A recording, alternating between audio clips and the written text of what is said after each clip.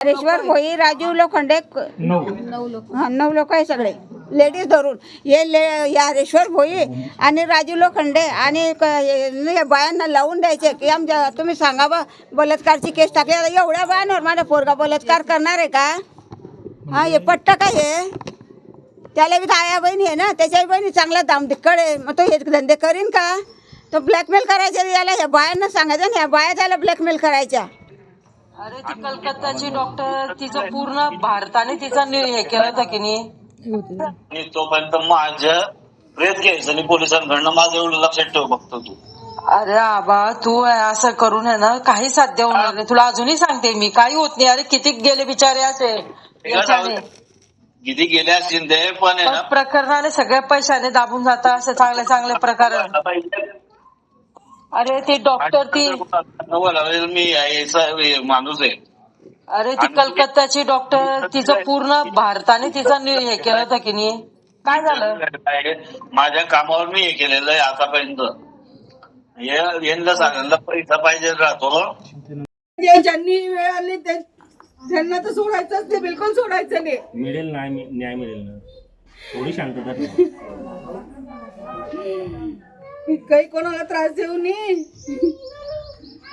त्याच्यावरच जीवन होतं आमचं. माझ्या घरातला करता पुरुष होता तो, त्याच्यावरच आमचं घर होतं. आई अण्णा मला माफ करा, या वयात मी तुम्हाला नाही हे ते दुःख देत आहे.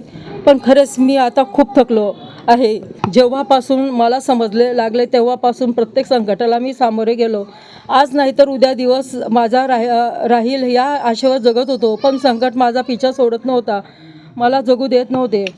तोपर्यंत तुमच्या सर्व इच्छा पूर्ण करायच्या होत्या. पण मी किती शतमनिशी माझ्या इच्छा मी पूर्ण करू शकला नाही. काय पाप केले होते काय माहीत. पण मी सर्वांचे चांगले होईल असा विचार जगत होतो. तरी माझ्या वाट्याला दुःख आले. मी माझ्या स्वतःच्या बुद्धीवर आज पर्यंत प्रगती केली, पण काही लोकांना माझी प्रगती पाहिली गेली नाही. स्वतःच्या स्वार्थासाठी हरेश्वर भोई याने काही महिलांना वापर केला. मला एका वर्षापूर्वी सर्व समजले होते, पण मी दुर्लक्ष करत होतो. माझ्या मरण्यास हरेश्वर भोई हा जबाबदार धरण्यात यावा. तुम्हाला नेहमी कॉल करून सांगायचं, मला ऑफिसातले लोक खूप त्रास देतात, खूप त्रास देतात. मी लांब असल्यामुळे तुम्हाला सगळं सांगायचं. इवन मी त्याचं तो ज्यावेळेस रडत असताना सांगितलं त्यावेळेस मी त्याचं रेकॉर्डिंग पण करून ठेवलेलं. अरे ती कलकत्ताची डॉक्टर, तिचं पूर्ण भारताने तिचं हे केलं होतं की नाही. तोपर्यंत माझं प्रेत घ्यायचं आणि पोलिसांकडनं माझं एवढं लक्षात ठेव फक्त तू. अरे आबा तू असं करून आहे ना, काही साध्य होणार नाही. तुला अजूनही सांगते मी, काही होत नाही. अरे किती गेले बिचारे असे याच्याने. किती गेले असतील ते पण आहे ना, प्रकरणाने सगळ्या पैशाने दाबून जातात असे चांगले चांगले प्रकार. अरे ती डॉक्टर ती मी माणूस आहे. अरे ती कलकत्ताची डॉक्टर, तिचं पूर्ण भारताने तिचं हे केलं होतं की नाही. काय झालं? माझ्या कामावर मी हे केलेलं आहे आतापर्यंत. यांना सांगायला पैसा पाहिजे राहतो. माझा मुलगा अनिल हरी बडगुजर हा DRD ऑफिसला होता. याच्यावर खूप दबाण आणला ऑफिसातल्या लोकांनी.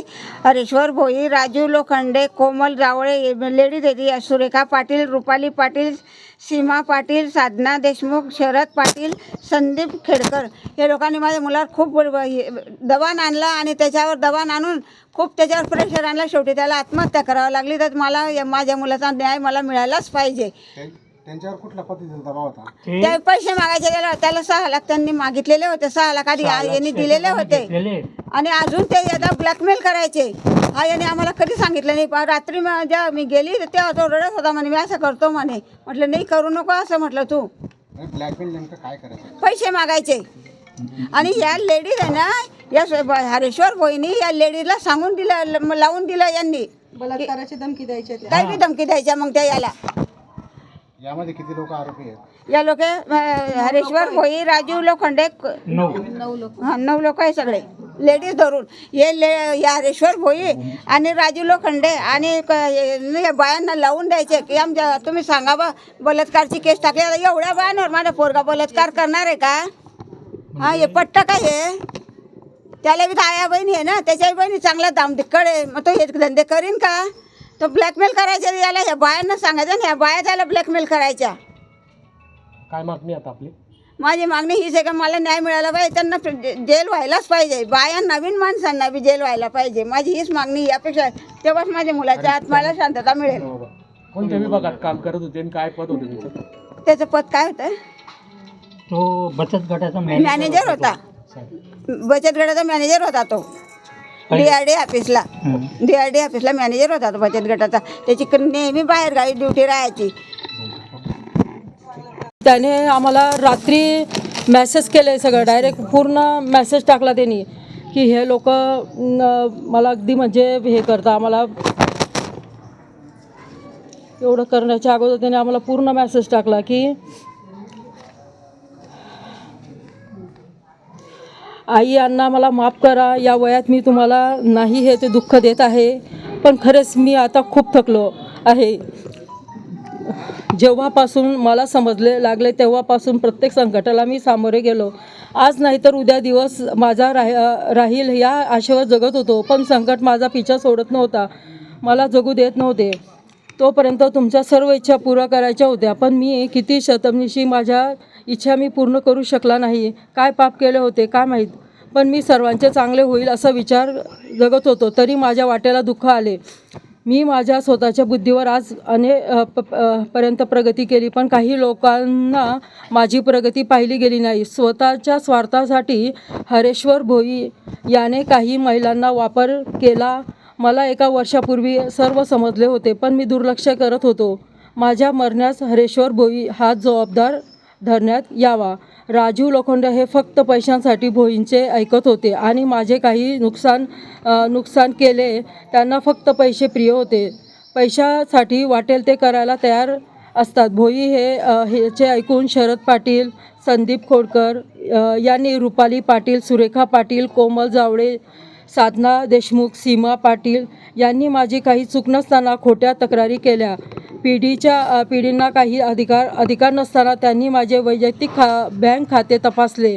सन 2020 पासून काढले, पण त्यात त्यांना काहीही आढळून आले नाही, कारण मी आलेल्या मानधन आणि माझ्या इतर व्यवसायावर सर्व व्यवहार करत होतो.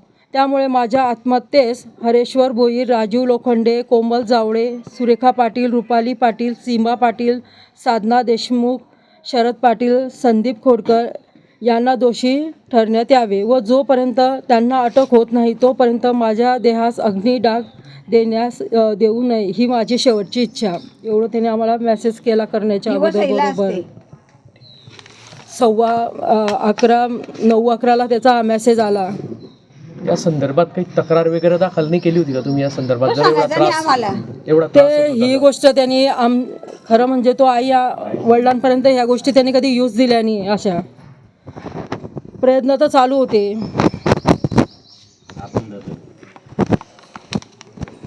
आता काय मागणी ताई आपली? आता त्याला न्याय मिळाला पाहिजे. त्याचं सगळीकडे रेकॉर्ड आहे की त्यांनी कसं काम केलेलं आहे. असं नाही की तो आत्ताच करत होता की वर्ष त्या प्रत्येक डिपार्टमेंटमध्ये त्यांनी कामं केलेले. त्याला खूप एक्सपिरियन्स पण होता आणि हे होतं. त्याच्याकडे सगळा अहवाल त्यांनी तयार करून ठेवलेला. आम्ही मंत्रालयापर्यंत नेलेलं, त्याचं मंत्रालयापर्यंत झालेलं. नाशिकला त्याची सगळं हे झालेली, सगळीकडनं त्याचं होतं, पण इकडनंच त्याचा अहवाल पाठवत नाही. तो असं सांगायचं मला. या ऑफिसचे लोक इथून त्याचे कागदच पाठवायचे निवर.